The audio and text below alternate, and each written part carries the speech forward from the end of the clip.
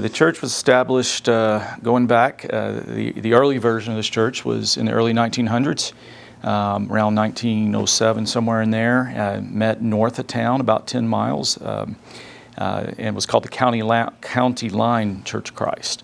And there was also a group that met here in Woodward, and I think somewhere in the 20s or 30s, the group disbanded at County Line and joined the group that was here in Woodward. And where we're sitting now is we've been here since 2010.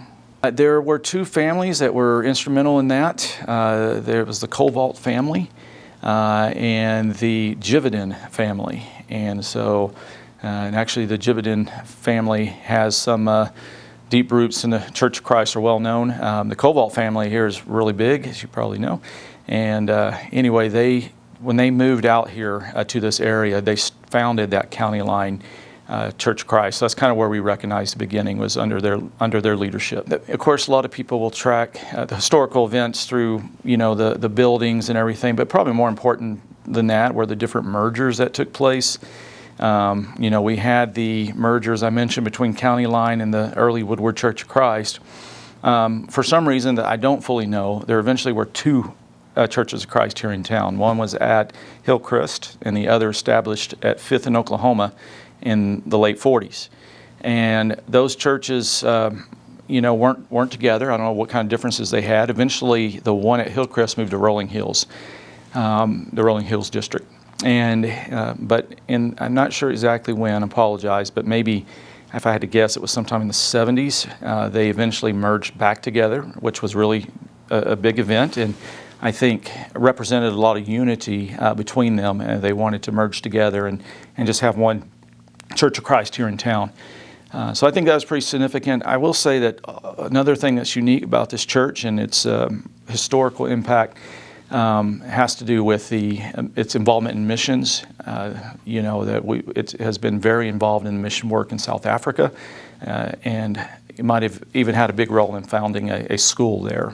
And there's other missions too, but I'll save that for later. But I think those are pretty notable, as well as coming to this location we are now in 2010 here on Hanks Trail.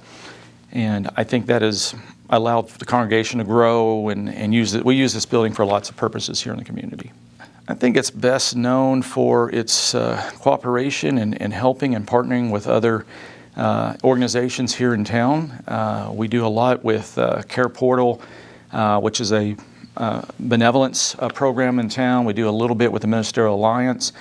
We also do a lot with Circle of Care to help them and what they're doing. They're a foster care placement agency, but they also specialize in prevention and mentoring kids, and so we help with that. And we partner a lot with the guys next door here, which is Western Plains Youth and Family. And so I think, especially Churches of Christ, sometimes haven't always been the most community involved. I think this one really is, and we have a good reputation because of that.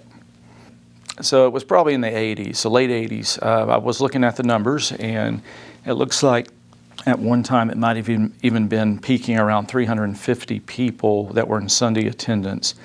Compare that today, we're happy if we get 170. So I mean, we've lost a lot of people. A lot of people moved. We lost people after COVID. And so I'd say in the late 80s. Was also, by the way, kind of a footnote to that, but relevant to your question.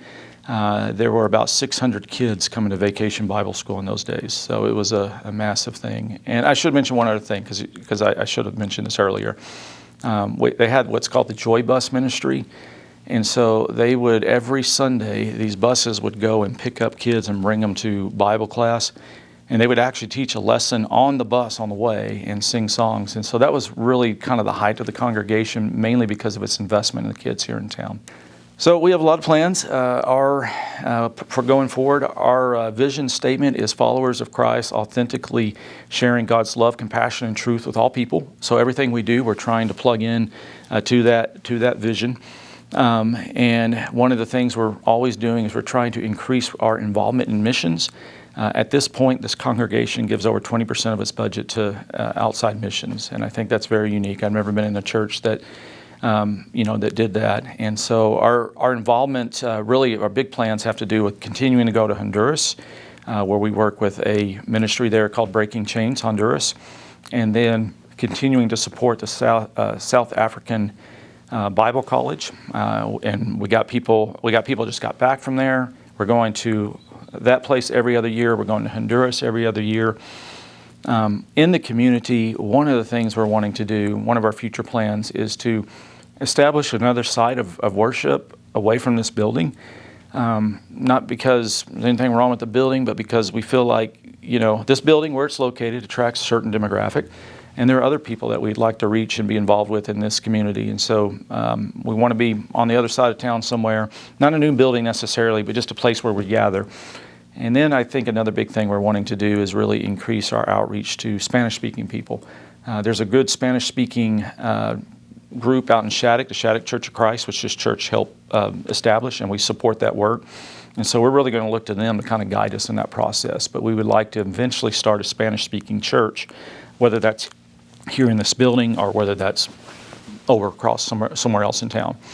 So those are kind of some of the big future plans that I know of right now. So I've been a preaching minister or pastor, if you will, in 3 different churches.